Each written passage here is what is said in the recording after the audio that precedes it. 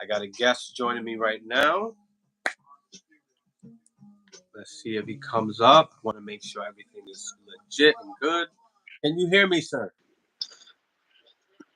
Yeah, I can hear you, bro. I'm good. What's up? Can you see me, sir? I can see you. Well, I, that's not good that you can see me because hmm. I'm a sight for sore eyes. But it's good to see you, sir. I had to Yes. I had to restart this, and it's a whole new link. So I apologize for everybody that was on. It was jacking up and all of that, but this is just a whole different thing that I'm doing today, man. I haven't been on San Miguel TV radio in a minute. I want to keep this about hip hop. I want to keep this channel about hip hop, and that's why I TV want to hear radio. my brother. How you doing, sir? State your name, gangster, and all of that. My name is. I go by many names, but we'll say it's. We'll go with Brooklyn Outlaw for now. You know what I'm saying? I know Now, Miguel since like '03 and all that. yeah, Brooklyn Outlaw, love it. Brooklyn, home of this was second best rappers. Home of the spitters, man. Home of the spitters. I want to get into that eventually too, because I've been wanting to have this debate with somebody that is knowledgeable in hip hop, and Okay. I tried to have that conversation with Saint Ivan, and Hmm. his knowledge of hip hop is way, like he's before my time. Yeah, before me too. He's older than Before me. you too, yeah. He's a '70s baby, '80s kid, Yeah, yeah, yeah. because I'm an Yeah, he '80s, was. '90s kid. You know, Yeah, he was born in the early '70s. I was born in the later '70s. he's 75. He's right in the middle, 75. Yeah, yeah, I'm 78. You see what I'm saying? Oh, okay. I'm 84. So you closer to him, Ah, you a young buck. young, bro. Like, Yeah. the topic of this, the title of this video, you chose it, and it's a great topic. Hmm. How I fell in love with hip hop. We're gonna get into when, why, who, what, all that. Yeah, Um, all the influences over the years. yeah, I like that. I like how better because I mean, you could go first, so I could go.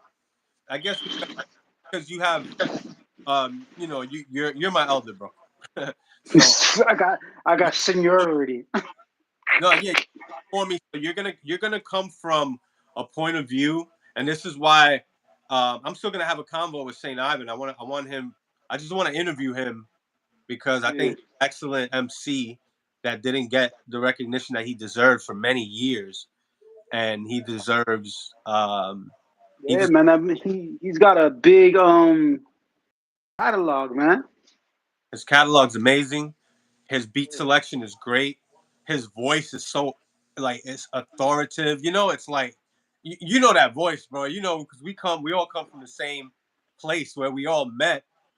Um, Yeah, I know. I used to get they used to compare me to him all the time. So you guys look alike. I don't really see it. I mean, I nah, do, nah, but you know, we different. You know what I'm that's racism. saying? All Puerto Ricans look alike, right? Yeah, bro. They don't all look alike, smell alike. I'm kidding, but nah, man, I don't see it. I don't see it. But he was one of them.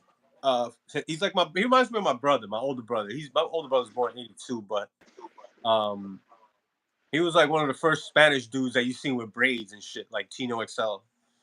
You know, Yeah, yeah, it was Chino XL first. That's the first time I seen it on. First time I think first time I seen Chino XL was on the Sway and Tech DJ Revolution song. He came right before KRS-One, and he said, "You whack like Will Smith is something." This Will Smith. I murder your young style like John Benet Ramsey, and he was like rapping behind yeah. a wall of ice. And he had the dope ass fucking braids, and it was just rare to see that, because us being Hispanics, we come from New York City. I'm from Queens. Um, we come from the home of hip hop. I love salsa and merengue and all of that shit. now I can say I know more about it. But bro, I Right. came up loving hip hop, and I guess we could start there. That's a good segue, because just looking at us, I mean, listen, but Puerto Ricans had a major part in the inception of hip hop. Right. Right? There was a lot of Puerto Rican break dancers and graffiti artists, and even Fat Boys. One of the Fat Boys, my man, Run, right? Oh, not Reverend Run. DMC is Dominican. He's part Dominican. Yeah. He's part Dominican. Okay, but is he Yeah, part like AZ, Dominican? and Fabulous too. Yeah, I think DMC's full Dominican He might be. I might be mistaken. because he was adopted, and he was trying to link back up with the family, and the family was Dominican, but I didn't see the dad. I just saw the mom when he did that. She didn't even. It looked like she didn't even want to link back up with him. But Mm. we have you have a extensive knowledge in hip hop. Um, I guess I'll just set it off. Just to stick to the subject of the title. Um, I I can remember the year when I started to fall in love with hip hop. Um, it was like 92, and I was 8 years old, and or 93, it might have been. I was 9 years old, maybe. When Snoop Dogg, I remember when Snoop Dogg dropped his Doggy Style. My boy who lived downstairs had um the album, that song with the doghouse and the woman bending over and shit, right? Right, right. The doggy style. Right. Did he have the Lottie Dottie song on there? Yeah, that was Snoop Dogg's Doggy Style had Lottie Dottie. They redid the Slick Rick joint, and it's crazy because Slick Rick is part of the reason why I fell in love with hip hop. It was Thank. Slick Rick and Dougie Fresh, the show. Okay. When I when I first heard that, I was like, oh, they had that Inspector Gadget. You know what I'm saying? That dun, dun, dun, dun. And me being a little kid, Inspector Gadget, and I connected with that. I was like, oh, what the hell is this? I heard it, my mom's and them playing in the background, Yeah. and that's how I fell in love with hip. That song right there, the show, Dougie Fresh and Slick Rick. It was called Yeah. the Dougie Fresh and the Get Fresh Crew at that time. You know what I'm saying? So that's how I fell in love with hip hop. It's funny how you mentioned Slick Rick. That's Yeah. the common That's how denominator. I love it. It was so I forgot how I got the back the fuck up Onyx. I forgot how I got a hold of this. But I Mm, played that, and my aunt said, "Oh no, no, what the hell is this?" And yeah, Onyx was I wild. told my other aunt, and for my birthday, the next birthday that came up, one of my aunts bought me a boombox and Mm, Arrested Development album. Remember, Take Me to Another Land. yeah, Clean, it's like clean shit. And K7, bro. K7. Okay, Yeah, that was like the beginning, right? And it was like, okay, I got a little taste. I got first like introduced to hardcore as hip hop. That's a different. right. So there's different genres that I want to talk about too, because Onyx is like MOP. Yeah, Who else would you throw in there? Onyx, MOP, the, the locks. the Locks. Okay, they're The pretty locks are throwing in. hardcore. Yeah, Yeah, that's like it's all hardcore street, intense reality rap. You know what I'm saying? Like I look I at. wouldn't consider it. Say it again. You're right. Yeah, I wouldn't consider it gangster rap, but it's in that. You know what I'm saying? But you had like to me, but like gangster rap is more like the hardcore, West Coast. is it considered hardcore hip hop? Like you know, Well, but at the same time, what's considered hardcore hip hop, like Gangstar. You know what I'm saying? yeah, okay, Gangstar is meaning that it's hardcore. It's like lyrics and beats is hardcore, but not street. Like Gangstar had an edge to it, but it wasn't like MOP. You know what I'm saying? Right, right. I like There was more of a knowledge, more of a message in Gangstar's music. right. So just to continue off, I was like 8 or 9 years old. So it had to be 92. Maybe it was my ninth birthday, 93. I got the boombox, so now I'm listening to the radio, and then I got these two CDs, and I don't know where Back the Fuck Up went on tape. That disappeared. My aunt disposed of it real quick, and so I'm listening to the Hot 97. I found Hot 97, and I heard Lottie Dottie by Snoop Dogg. And oh no, my bad. My boy had the album downstairs, and I heard the album, and I heard that song, and I like that song. And then I'm listening to, Hmm. and I heard Slick Rick's after I heard Snoop Dogg. And Right. I'm like, oh snap, this is the same song. And I was like kind of confused. But then I heard Mona Lisa. Yo, because I want to talk about favorite rappers, favorite songs, favorite album, Hmm. favorite verses. I want to talk about all this stuff. One of my favorite songs, and just the most cleanest, no hook either. Mona Lisa is perfect. It's the perfect song, bro. There's Mona no, Lisa by Slick Rick. yeah. Mona Lisa by Okay. Slick is so good, bro. It's like he's doing characters, you know? He's doing the girl's voice. He's telling a story. He's putting you in a place that you're there. I'm in the fucking pizzeria watching. Like I can envision. You know what I He mean? said, let me buy that slice." Yeah. Yeah, Slick Rick is he's one of the greatest storytellers in hip hop. One of the first real good storytellers in hip hop because they all had a story, but some are more intricate, like him, Nas, Ghostface. They really can tell a story. You know what I'm saying? And those old school rappers, to me, I kind of feel bad that I don't have them in my top 10. You know, I feel a certain way about it, but I can't. I can't help but feel more connected to like Nas and Prodigy. I can't Yeah, help it. But Slick Rick was still hitting after all of this in the '90s. When now I'm a teenager and now I'm buying albums. I'm getting $20 a week for my grandfather. I'm spending $10 on a haircut and $10 on an album every week. You know, sometimes sometimes I skip a week for the haircut and buy two albums and shit. And I built my collection. I have a bunch of tapes. I still have my tapes. And I think Slick Rick, the art of storytelling, was an album where he was already older and he was mhm. still hitting, just like Rakim's 18th Letter, right? Right, I right. my favorite rappers, or my favorite rapper's favorite rapper is Rakim. And he's before my time, but I go back and dig in the crates and um, check the rhyme. Well, he has a lot of good stuff, but I never bought those albums. I never had those albums. My first Rakim album was 18th Letter.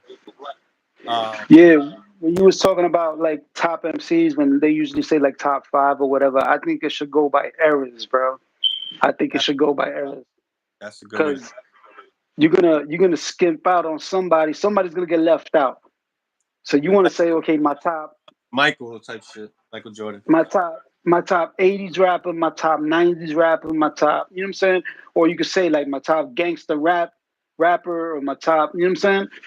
Different eras, different genres of the music. Like overall, just based off what I grew up listening to and what I like, um, I will put Slick Rick on top five. I think he's my number five. Um, I love Cool G rap also from the old school. Not too. I'm Oh not yeah. a big Daddy. I ain't gonna lie. I've heard some of his stuff and I was like, whatever. Um, I Why you think hate on Brooklyn, bro? Why you hate on Brooklyn? no, I'm not.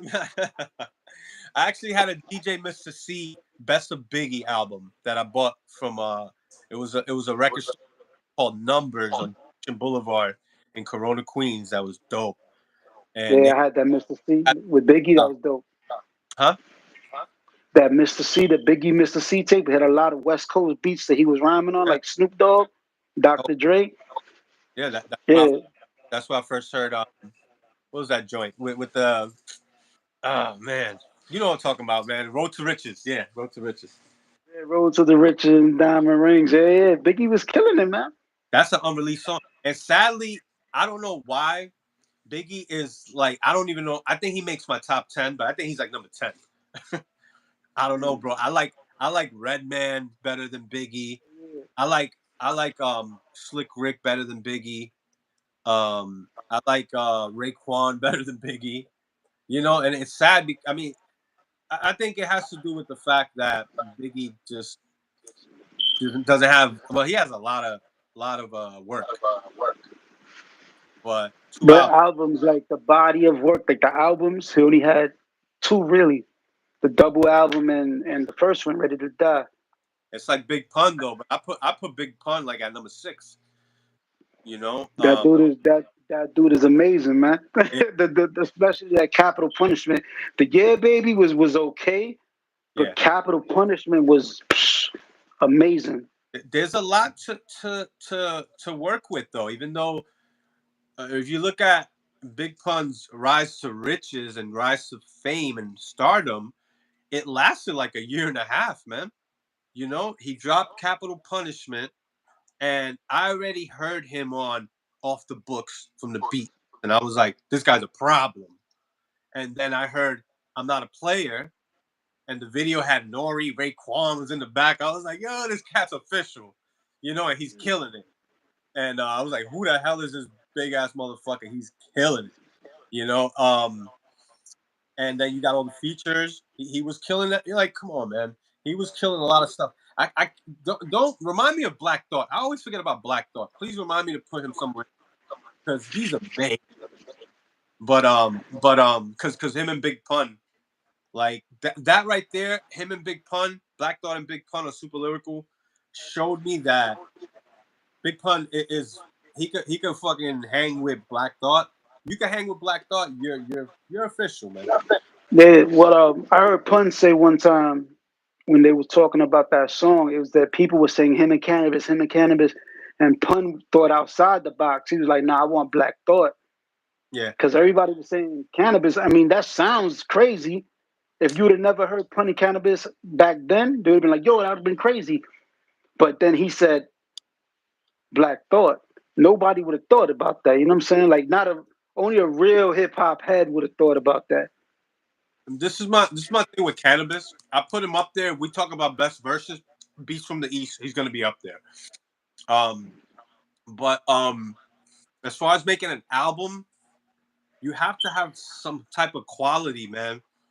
Cannabis is before he's a battle rapper, right? I was thinking about this when I did the live talking about that battle rapper Johnny Storm from Orlando. I know a lot Raymond. that he knows. There's a dude named Midas the Beast. He's dope as fuck. He's not a battle rapper though, but he can make some great fucking albums. And it's like to be a battle rapper, you have to have those lines that are. It's like a very direct way of rapping. Like Guru was like that. DMX was like that. Tupac was like that. Just a direct way, just a bunch of passion. That's how battle rappers. Styles P. How, P. hmm? Styles P. I will put him in that category too. No, Jada Kid. Styles P is more of a. He'll say things like on the one of my favorite songs, the purple tape part 2. There's a song called. It's a Styles P. Raekwon. Man, what's the name of it?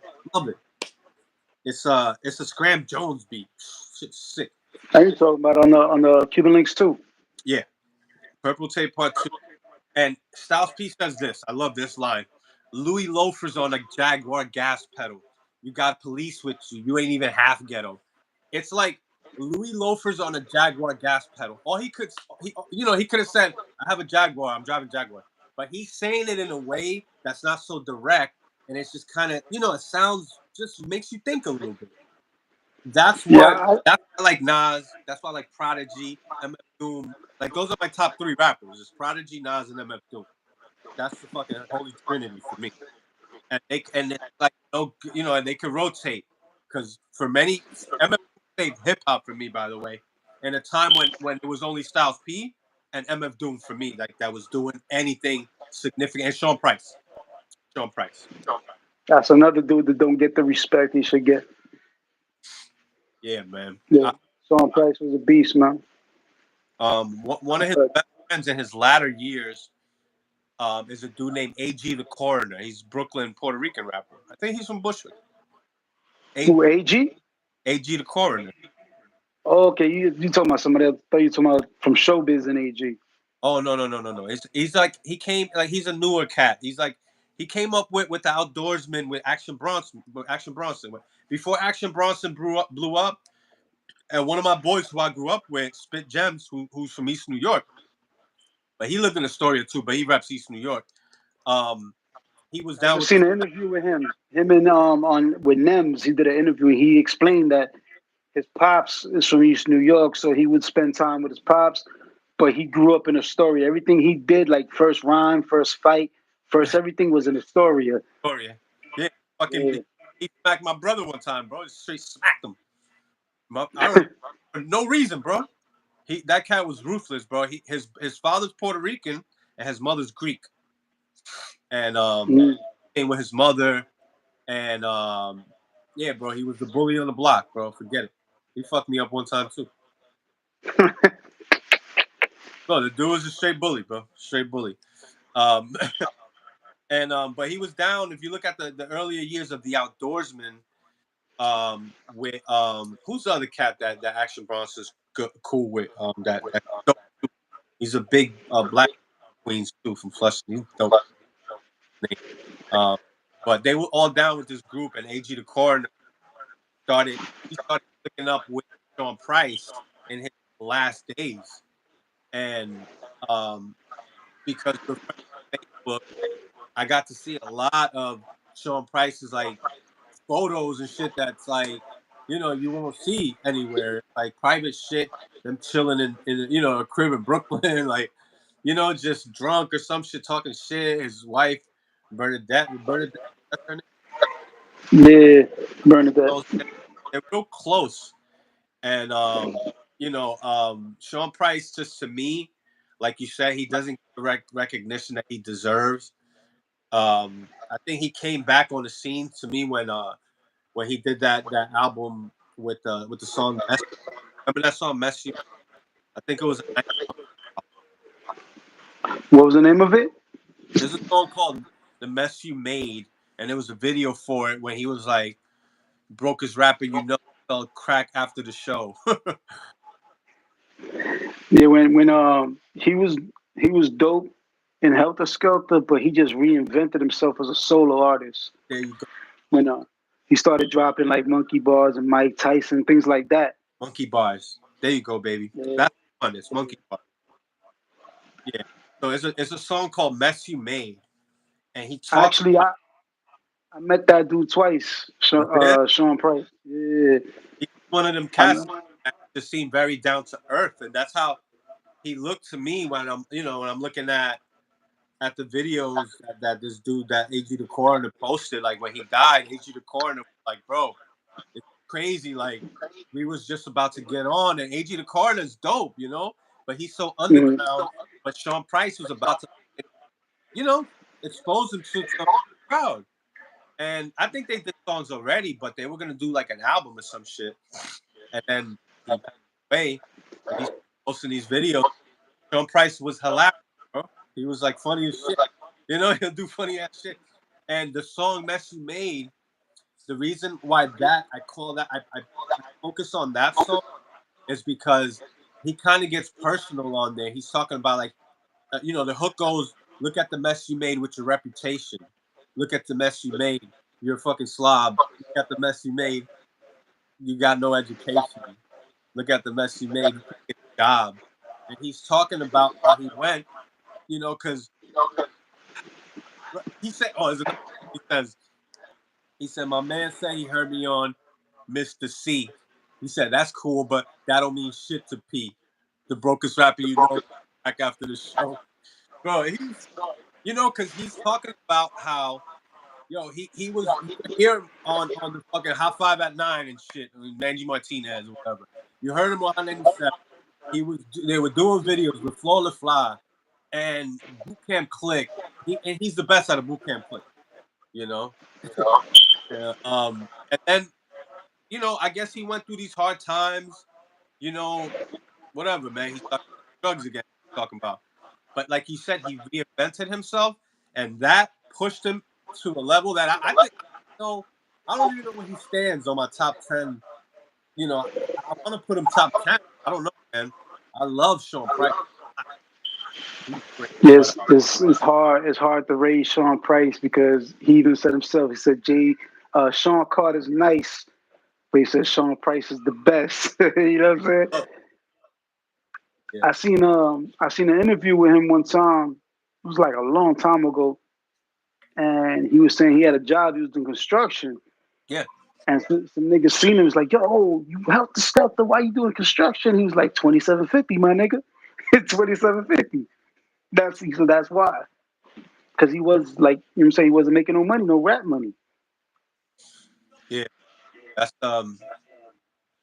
a shame, man. Because I mean, bro, I guess being part of man, Helter Skelter was selling, but this is the thing, and this is why Puff Daddy's is kind of a genius in his own right, but he's also a narcissistic fucking sociopath, a maniac. All this shit that's coming out with Cassie, that shit's crazy. Um, he's a manipulator. He knows how to do that, and that's why he became a mogul. He had a formula where he was now schooling Biggie on. You got to expand your fan base, man. You got to bring some more Yeah. fucking heels to the show, some skirts. There's there's more than the block, bro. There's more than the block. Yeah, Sean Price is packing a sausage fest at the shows. That's straight up. There's gonna be a few chicks, you know, but it's not like how Biggie. That's what he did, and that's why Pun said Biggie gave me a few pointers, you know, and he's talking about just that formula. It's like, what are we doing? What are you doing? I get it, but this is why I didn't like Biggie so much. And always hated Puff Daddy. I always thought he was corny, yelling over the songs. He killed the song "Long Kiss Goodnight." Why are you screaming over "Long Kiss Goodnight" over a RZA beat and shit? Like, shut up, man. So Like, that's when they was going through the little turmoil with niggas had to be tough because they was getting threatened on records and all that shit. So they got to scream and act tough from a distance. now that I'm older, all that shit that was being said, I look at it now and I'm like, Biggie said, "My niggas like to kidnap kids," and I don't even want to finish the rest. Yeah, yeah, yeah. A lot of suspect stuff, man. These So are he your went friends, huh? down on my top 10 list, top 20 list because of shit like that. It's like, but I don't know, man. It's hard to just judge and base off of that. But it's like as I get older, I don't want to hear that shit no more. And it's funny because Andre 3000 just dropped an album and he did an interview and he was like, I don't. He's like, what am I supposed to be rapping about at 48? Getting a colonoscopy? How my eyesight's getting bad? It's like, but there's still shit you can rap about. You I know, uh, heard I heard that album is all flutes, man. bro, I heard Andre it's all 3000 could do whatever flutes. the fuck he wants. I haven't heard it, but I heard it's all flutes. I don't want to hear it, but I respect them for something new. I mean, I'll give it a whirl, but I haven't like I'm not jumping to hear it. Like I seen it come up on YouTube as a suggestion, and I just clicked on something. I was like, not today. It's not, you know. And We I don't know where he fits either. Like I got to put him somewhere in my top 20. who Andre 3000? He he's amazing, bro. But do you put him as a solo artist or do you put him as a group with Outkast? You see what I'm Uh, saying? I put him as a solo artist, and then we could talk about best favorite groups too. But how could you put him as a solo artist when he never dropped a solo album? Well, the You see what I'm saying? double CD speaker box / The Love Below was kind of a solo album if you hear it. I bought I that. mean, I get it, but it was, you know, an Outcast album. Yeah, One second, bro. What's good? yeah. What's up? I'm good, bro.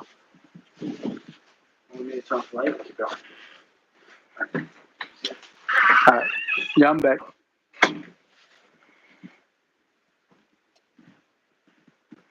So you would put Andre 3000 as a solo artist? I can't do it, man. Even though I get what you're saying, it was still an Outcast.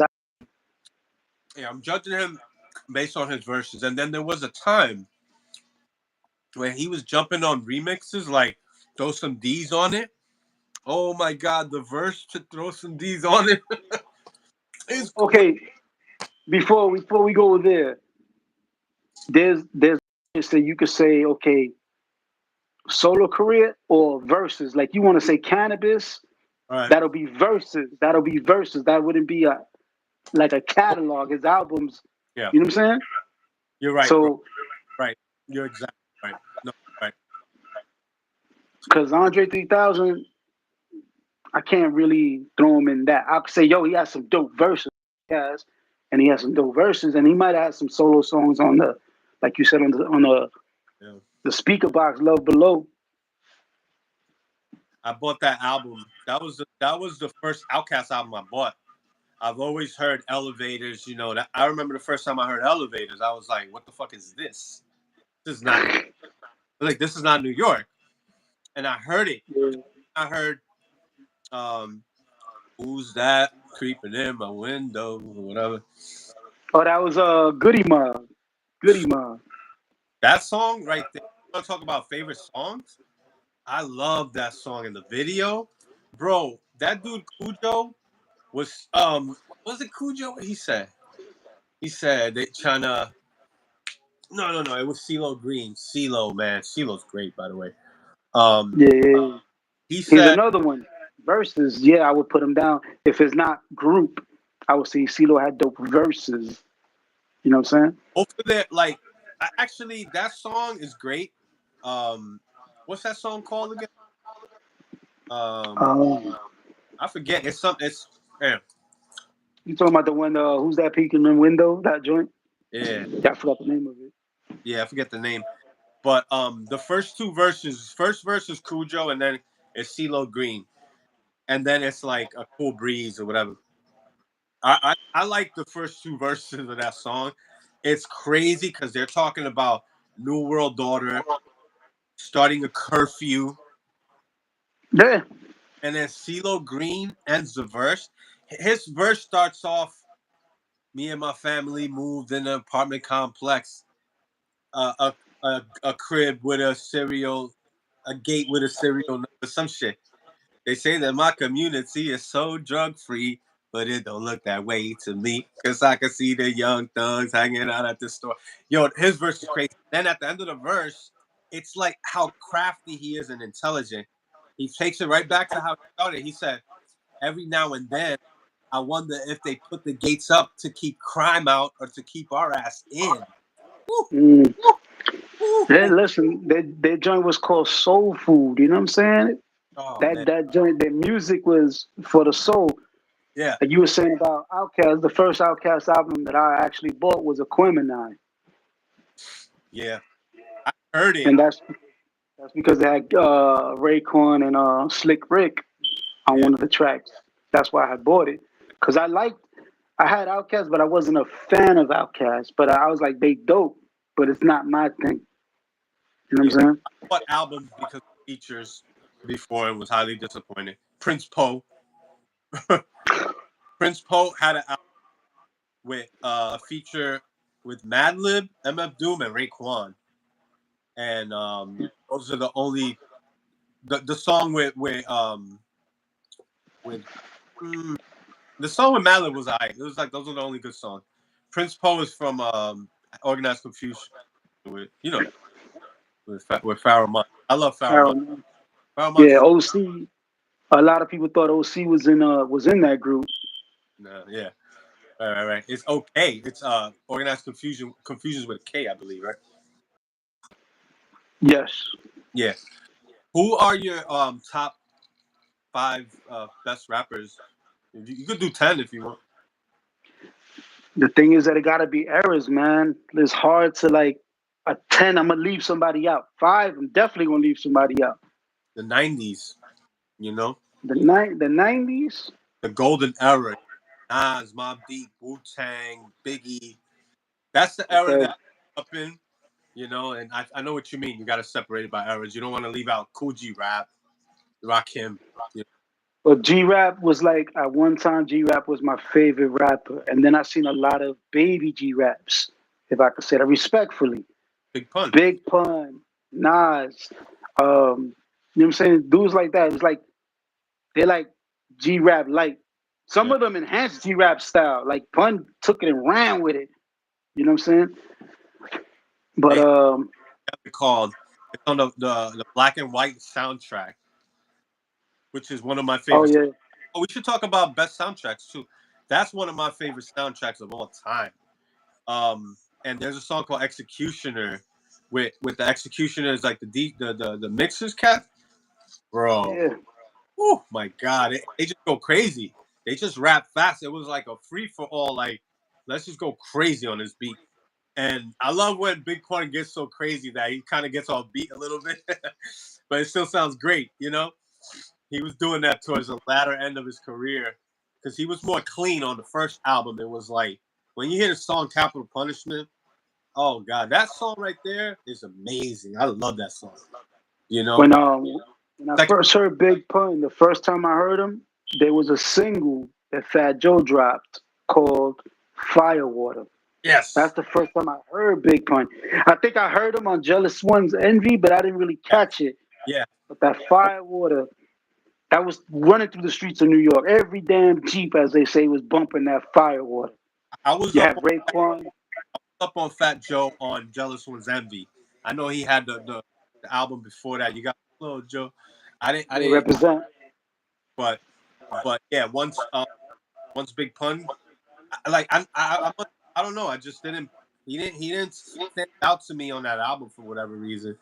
But that's the album where he says that's the song. I think it was Firewater. It might have been another song because I think Big Pun was on 2 songs. Where he said I grabbed the blow the sun away and take the movie guys. Yeah, that was on the album, but Firewater was released as a B side. It wasn't on the album. It was It on a was on, soundtrack. it was on the single Envy. It was the B side because I remember I had bought Yeah, it. right. So it was Fat Joe, Raekwon. Didn't that song up that soundtrack for the movie White Boy? You know what I'm talking about? Slick Rick was in that movie.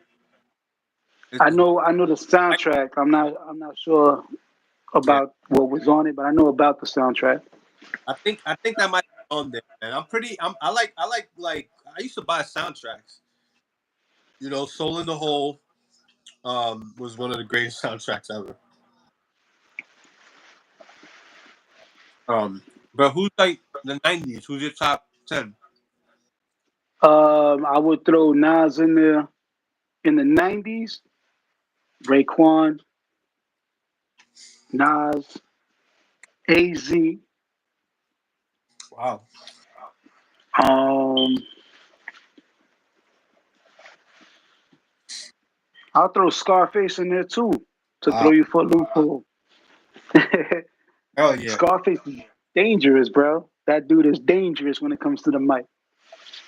So Nas, Raekwon, Scarface, oh, and Redman. And then this is what I'm saying. It could always be interchangeable. Yeah, I You know what I'm like saying? It could always be that. interchangeable. Man. Because But I'm a big Tupac fan too, but Tupac wasn't as lyrical as those dudes. But don't get it twisted. He still was lyrical, but just not. It's a different, like you said, category, what's your favorite? different genre. Say it again. What's your favorite Tupac song? Or like top 2 or 3? My favorite Tupac song. Yeah. Um, Besides like the stuff that was out there that everybody like, keep your head up and all that. Hmm. I'll say Hellraiser. Wow. I Yeah, like I like Hellraiser. Troublesome. I like Troublesome a lot. Yeah, Troublesome's dope too, man. I think that song But is hard as fuck. He said niggas talk a lot of shit. That's after I'm gone because but they they hate fear me in the physical me. form. It's like he Listen, if talked, you knew he was gonna die or something crazy.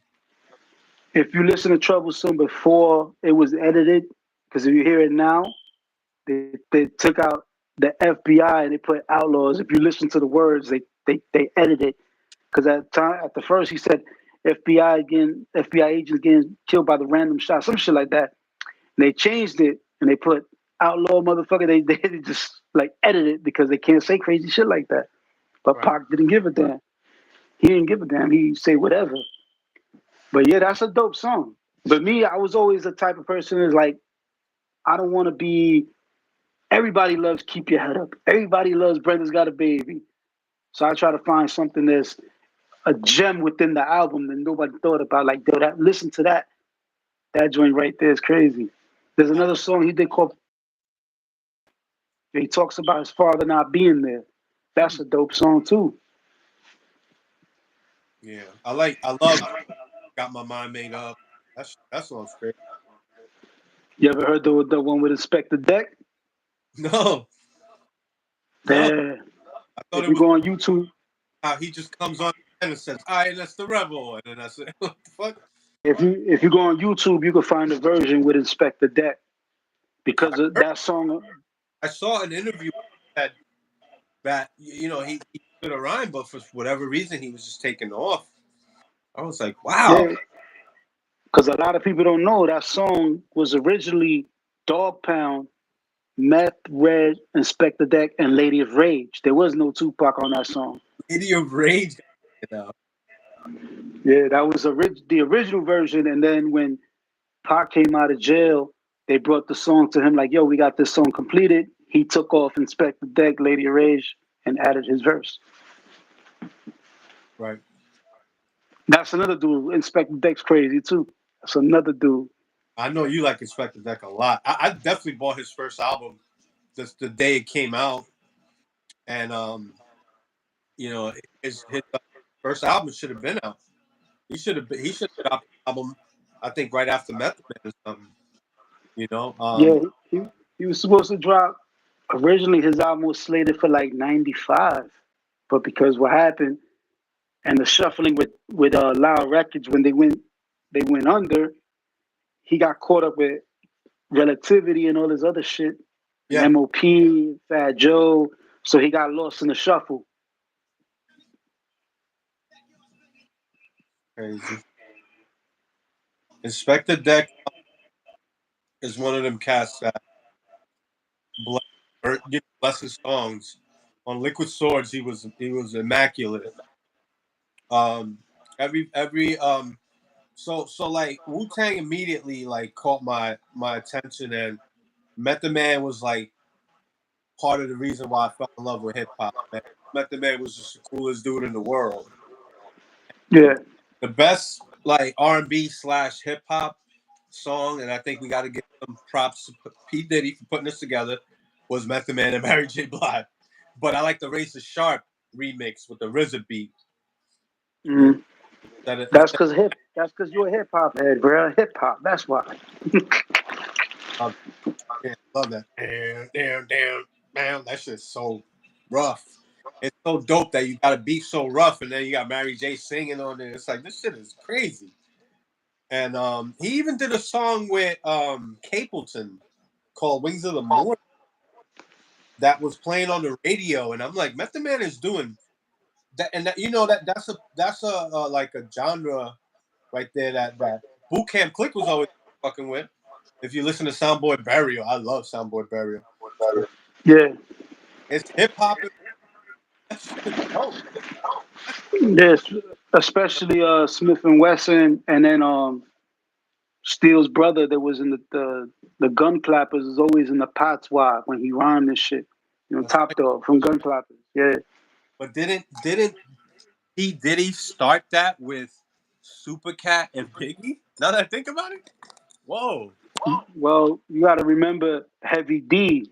Heavy D Oh, Heavy D. is Heavy D's the one who really like put that together, and Heavy D and Puffy was really working a lot in the beginning of Puff Daddy's thing. Um, so now that we And get that, Biggie was Jamaican as well, so Biggie had that little influence too. Jamaicans and hip hop, bro. I remember watching an interview where Busta Rhymes talking about this, and he said Jamaicans had a big part in the creation of hip hop, the inception of hip hop, because Jamaicans, as you can see, have this showmanship. You know, like they, if you watch like some of their whatever their dance hall live videos, bro, it's like they're battling by dancing. You know, they're Hmm. and what's his name? Cool Herc is Jamaican. You know, a lot of Jamaicans. KRS One's Jamaican. Uh, don't know, but he also threw a lot of that patois in there too. But he might be. I'm not sure. Yeah, the I bitches. know Biggie. I know Biggie definitely was. Um, Yeah, who Biggie. else? You mentioned Smith and Wesson. Uh, Them dudes will tell you not actually Jamaican. That was just part of their because they grew up a lot of the Caribbean influence where they lived, but they're not really Jamaican. I think Louisville Slugger is Panamanian. That I don't know, but I know Smith and Wesson. They were saying they're not, but the influence was there. That Mm. a lot of influence being in Utica Ave and shit. You know what I'm saying? Yeah, second to Dominican, Jamaicans and West Indians are second highest ethnicity in New York City. They're only second to Dominicans. I mean, that's 20. Those are like the 2010 to 2015 stats. Back in the Uh huh. 90s, you know, my parents came in the 80s, but that was the first influx of Dominicans. It was really started off in the 80s. Puerto Ricans were already coming out, but I think Dominicans started coming out at the same time when Jamaicans and West Indians were coming out here. Now you find a lot of Guyanese, like yo, I mean they always been there, Liberty Avenue in Queens and shit, and Trinidadians. You go to Jamaica, Queens, Chinese everywhere. But yeah, I'm trying to think who else. I know Busta Rhymes, um, cannabis. What cannabis? I think he might have been. I know he was supposedly, from what I know, cannabis is Canadian, like Canadian. from Canada. Yeah, there's a lot The of way Jamaican in Canada, like that's Carter. what I'm saying. Yeah, Canada and the UK. You know what I'm saying? There's a lot of Jamaicans out there too. Didn't he mention that in that song? On whatever. Damn, I don't know. It's been a while since I heard that shit. Yeah, that was the video. That was like his second single after second round knockout. Yeah, the first album.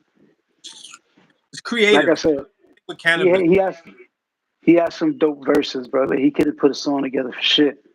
He has some dope verses. It was weird. Like you try to blame it on Wyclef and shit, but it's kind of hard for the type of rapper like that who's a battle rapper to make an album that's yo. I mean, his first album is not bad. I love.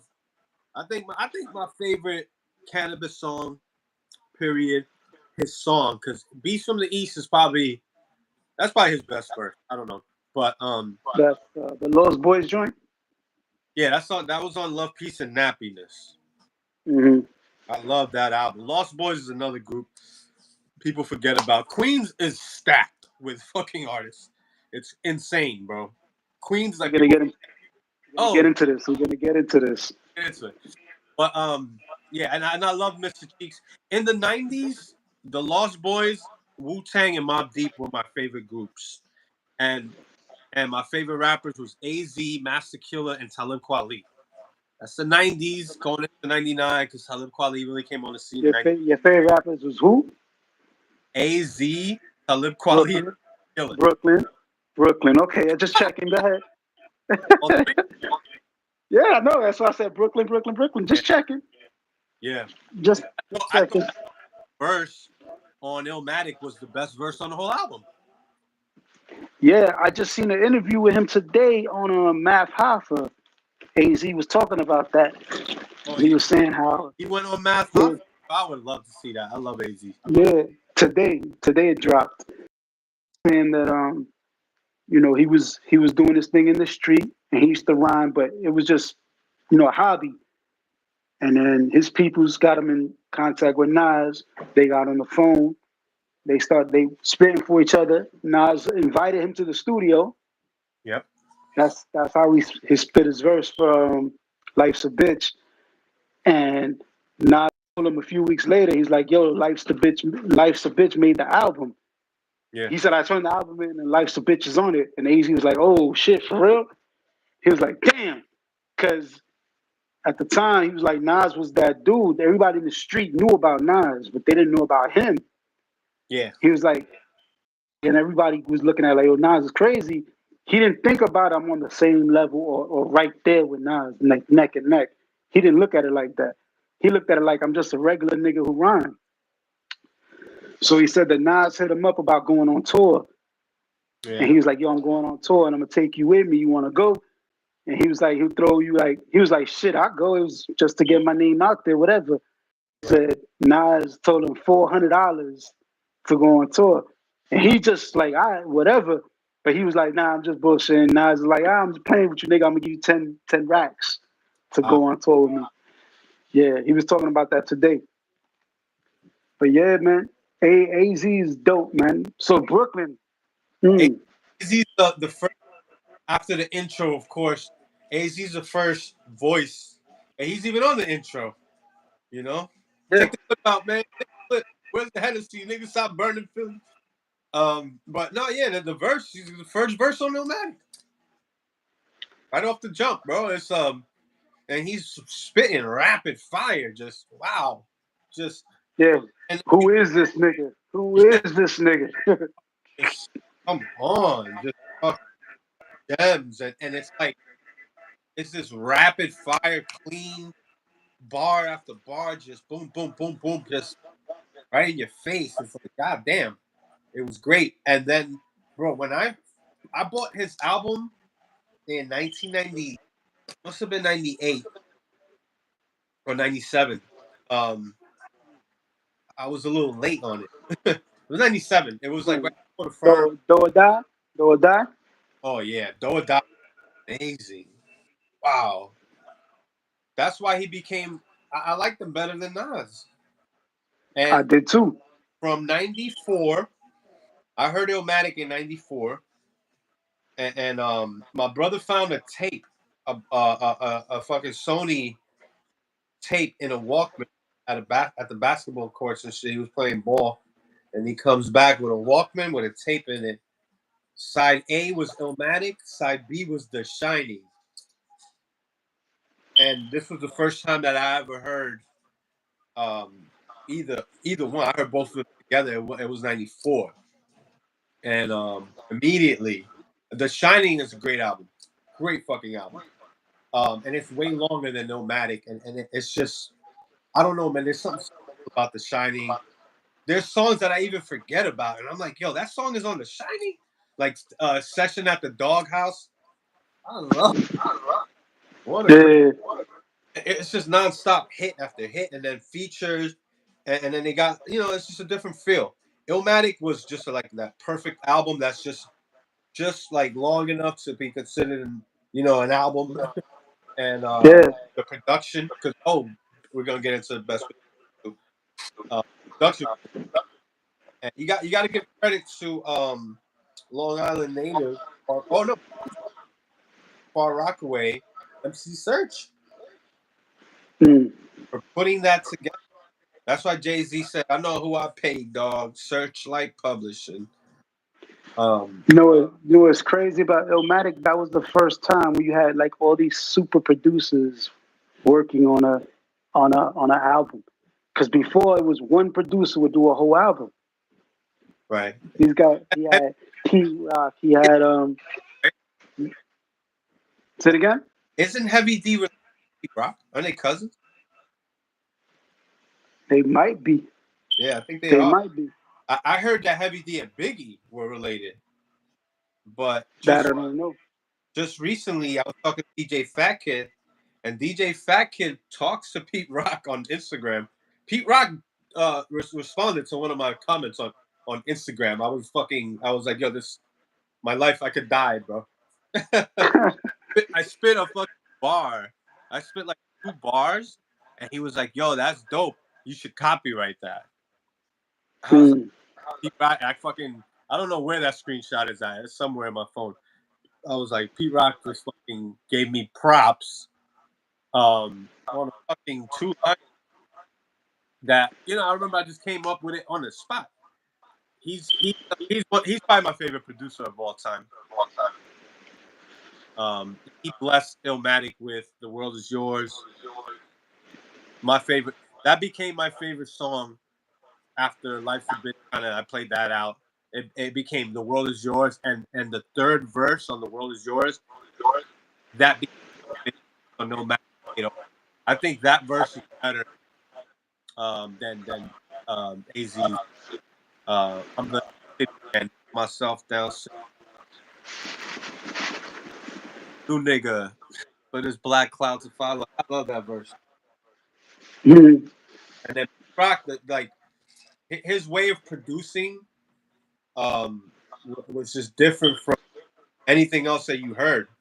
Like I like Havoc, but Havoc could be very simple, and it's just like if you hear the song "The Realist," Mobb Deep featuring Cool G Rap. I sampled that the song that he sampled and made it more intricate and did more things to it than Havoc did. It's just boom boom boom boom. That's very basic. Nothing else happening, bro. It's just like, okay, let's spit over this shit. And by the way, Cool G Rap's verse on that song is one of my favorite verses of all time. Which is crazy because it's kind of like Cannabis, but then it's like, yo, they can't create albums. The Cool G Rap was, it's just like 4, 5, 6, 5 favorite. But he can never like do a full album. At least like what I don't know. Like I didn't really like the DJ Polo shit. Ill Street Blues was with that. Like I would try to listen to the whole album, and it's like I don't know, man. It's sometimes going back in that time, it's like I can't relate. But Coogee Rap A lot. transcended that era. Came in the '90s and fucking doing songs with Capone Noriega, Mobb Deep, Big Pun, and it was like, yo, that's why I have to put him up there somewhere. Like he's one. G G Rap, when everybody from that era kind of fell off. When I say that, I mean they didn't put out music. Like you had Rakim, KRS, Big Daddy King. They stopped putting out music. G Rap found like a resurgence, Yeah, especially with like Mob Deep and CNN, like you were saying. yeah, Raekwon, you know what I'm saying? Raekwon was doing stuff for him too with G Rap. right. Um, who MOP, you who you think? Yeah, MOP. Who you think is the best producer slash rapper? the best producer slash rapper, RZA. You think RZA is? So you would hold him better than Havoc? Yeah, because of the beats and lyrically too. Yeah, lyrically and the beats. RZA did fucking What about Redman? as far as what? Do you know Redman produced? I think the whole "There Is a Dark Side." Are you serious? I believe so. Because I know, There's a lot of his stuff, but yeah, "There's a Dark Side." I believe Redman. If he didn't do the whole thing, he did the majority of the production. I think Redman should be a very Queens rapper, Very, very what? honorary Queens rapper. On See that? There Is a Dark which is the second album, right? What year was that? '94.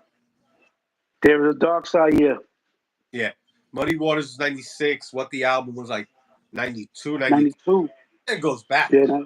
It yeah, goes, 92. And then he was doing stuff with EPMD before that.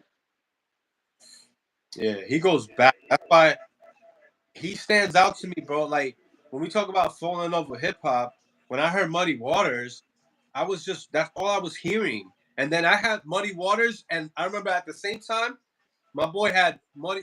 He had Muddy Waters and Love, Peace, and Happiness. And I was like, I gotta burn this shit. He came over my crib. I fucking dubbed both of those albums and put them on a blank tape. Both of those were on a blank tape. I had Muddy Waters and Love, Peace, and Happiness. And Redman was on Love, Peace, and Happiness, which Yeah, was he was on that. Was perfect. he on? He was on Beast from the East, wasn't he? On Beats from the East, which had the Yeah, second. yeah. Say it again. He got the what? He had the second best verse on that song. You know, so I heard it recently, and I'm like, I like his verse better than Cannabis right now. I don't know, because Cannabis gets just too many metaphors. Like, okay, man, it's just like fucking overload, metaphor overload. Yeah, Uh, that nigga's an alien, bro. He's an alien. He's not a real person. it's just the way Redman just my style is milk of magnesia. He just fucking and then he's entertaining. He doesn't take himself too serious. He's a party. Just kind of like I feel good listening to him. You Um, know who says Redman is their favorite rapper? who? Eminem. Eminem. That's crazy. Yeah. When you listen to Eminem, them, you can. I listen to it like, oh, he's not taking himself too serious. He'll diss himself. Like I like rappers that like MF Doom does that too. ODB has done. They'll diss themselves, and it's like that's a good comedy trick. You know, comedians like that's a slick way to get the audience on your side because there's like certain takes or certain things that's considered punching down and punching up, like making a joke about like just handicapped people. That's like, bro, this is not funny. Can't joke about 9/11. You know, it's like punching. That's punching down. You can't joke about black people. It's like, okay, stop. But you punching up is a different thing. It's like you joking about rich people or something. Joke about white people. That's considered punching up in a way. That's no holds barred right there. They're a target, baby. They smell like wet dogs and rusty pennies, and they can't cook. They don't season their Uh, food, and they can't dance. They got no rhythm. You know, all day. But that's like, and that kind of like making fun of yourself, the self-deprecating shit. It's funny, it's like I went to go visit my grandmother at the hospital, and the nurse comes in and says, "Do you have any nausea?" Asked my grandmother, and my grandmother said no, and she was like, not because of me, like like she's like talking about herself in a negative way, but it's funny because you're not making fun of anybody else. Sometimes if you make fun of somebody else, it's like, "Oh, nigga, chill." But if you make fun of yourself, who's gonna say like, "Oh, nigga, chill"? Don't make fun of yourself. It's like you're making fun of. So I look at Redman, I look at Eminem, that way. I look at Ludacris like that. It's just fun, just like that's Ludacris. another one. Ludacris is like a red man light, bro. Oh yeah, yeah, for sure. You know, Yeah, I it was like 2013, man, and that was a crazy time for me, by the way, coming out of the cult, and like I don't know, bro. I remember at that time I had like a weird CD collection. I had a mixtape. I had mixtapes because there was a Dominican dude I met that would always be on the block and shit with mixtapes in Orlando. yeah. I was like, yo, my nigga, was good. He's from New York and everything. Like, yo, I got the new Ludacris. I got the new Chic Luch. I was like, what? So I had the Chic Luch album, which Chic Luch has dropped. I like, yo, there's a Chic Luch album called, what was it called? Gorilla. Yeah, it's like he's half gorilla, half man on the cover. That Okay, album I know is you're better than talking about. the album I ever heard from Jadakiss. I don't know why. He could do an album, man. He's pretty good, and he has a good beat selection. He has a good ear for beat. But He gets slept on, bro. He gets slept on because he's standing next to Jadakiss and Styles. yeah, bro. But you know what? I gotta give him his props. For just all right, he's the third best, but it's like it's Jadakiss and Styles, man. But as far as Exactly. album, like I always thought Styles P was better at that. Gangsta and the Gentleman's amazing. We should. I need to take Styles P because he says he's from Corona Queens. Corona Yeah. Queens. Corona Queens has So rappers. Cool G Rap, Beat Nuts, Styles P. But You do that. he's If you do that, I'm taking Raekwon and Nas because they were born in Brooklyn. If you do that, nah. if you do that, Don't do that. That's me. Wow, Raekwon. But where do you put Raekwon anyways? As far as like Nine, where's he from? 90. Where but they're all Staten Island, right? Yeah, he represents Staten Island. He, like Yeah. you said, he moved there when he was a kid, bro. He can't claim Brownsville. He was a kid But when he yo, moved to Staten Island. back to what I wanted to say just real quick about Ludacris. Ludacris Mhm. has so many number one hits. Like, bro, he doesn't even remember. I watched an interview with him recently, and he forgot how many number one. He has a song with Pharrell where he's hanging upside down, and he's like, I never even liked that song. He's like, I did that verse, and he was like, Cadillac, blah, blah, blah. It's like very basic, but it's like the shit hits. It hits. It works. He's catchy. He has a great voice, great flow. It's Pharrell. You know, the beat, but I didn't like anything with Chris until he dropped a mixtape called Back to the Future. Yo, this mixtape is crazy. It was when like Waka Flocka was out and Two Chains and shit, and he had them featured. And Hit Boy did some beats. Hit Boy's fucking great, by the way. I think Right, he was gonna do. Did he do an album with Nas? He did a bunch of songs with Nas. nigga. Them He two, just them two. dropped. They just dropped 6 albums together. That's right. Who am I talking about? That's right. What was the last one? The last one was Magic 3. They did three Yeah, Magics, yeah. and they did the three the King's Disease. King's Disease. That's right. Yeah, Hit Boy's great, bro. Hit Boy had the best beats on that mixtape, but Ludacris was also beefing with Drake at that time, and he was killing Drake, bro. You know, like he has so many great songs, and They, had Two Chains featured. He had man, just a bunch of cats, but him. well, 2 Chains used to be part of his crew, his DTP crew. 2 Chains used to be called Titty Boy. He was part of that. Wait, what? I didn't know what. Two Chains Two was part Chains. of Disturbing the Peace. Yeah, he was one of the niggas called Titty Boy before he Yeah, became 2 Chains. Kitty Boy, but I didn't know. I heard that before, but I never heard that he was part of Disturbing the Peace. Maybe I heard that, and I don't know. It just went over my. Yo, did you ever hear the Ludacris when he dissed T.I.?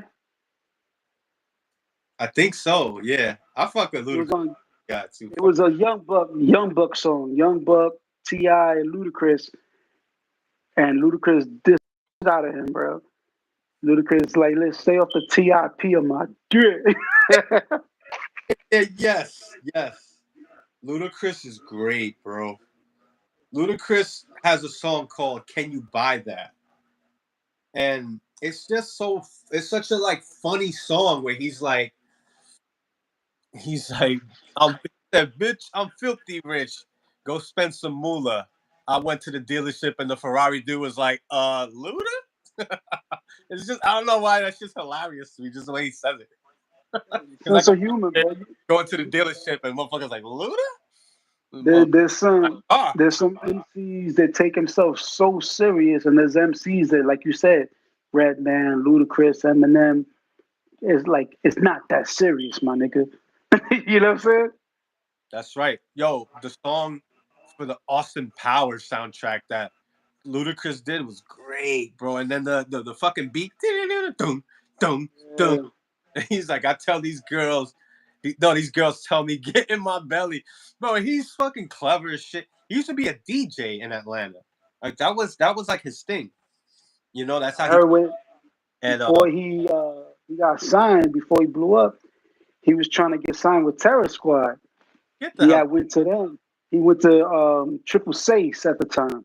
get the He's fuck like, "Yo, my out. name is Ludacris," and he gave him his tape. And Triple Six say he heard it. He's like, "Nigga was dope," but Joe is on some hating shit. Eminem is another one that they brought to Fat Joe, and he didn't want to even Like listen to it. yeah, Fat Joe fucked up there. You know, Ludacris had Drake signed before anybody. Nah, I didn't know that. Yeah, Ludacris signed Drake before anybody, and on that Back to the Future. No, it's called. It's called 1.21 gigawatts. That's the name of the album, which is a line from Back to the Future. On the 1.20 movie. gigawatts. I love that album, bro. It's so dope, and he's just playing around. Like, he's just messing around. He don't have to rap no more. He has like 19 number one hits, bro. It's crazy. He was Lucas was dope. he on Made You Look, and he killed it on Made You Look. Oh yeah, he did kill that. He killed it. He He probably, also killed the. probably has the best verse on Made You Look. Yo, you ever heard "I Get Money" remix with him on it? No, with the 50 cents. Yo, You talking about? yeah, you got go and listen to that after we talk, bro. "I Get Money" go on YouTube with Yeah, Ludacris. yeah. He killed it. Bro. He needs to be mentioned, bro. I mean, listen, I was going back and listening to that mixtape, 1.21 gigawatts, and I was like, wow, I didn't realize how great this shit was.